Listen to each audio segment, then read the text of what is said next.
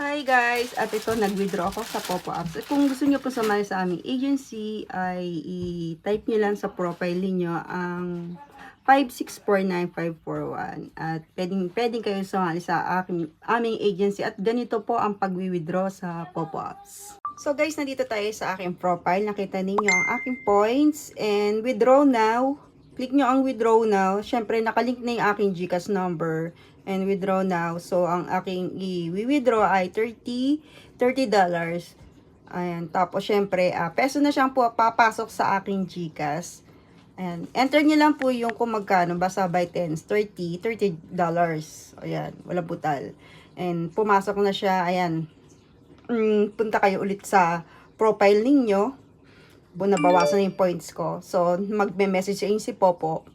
And ayun, guys, hintayin nyo lang yan. Paying na si Popo sa atin. Ayan, 1,600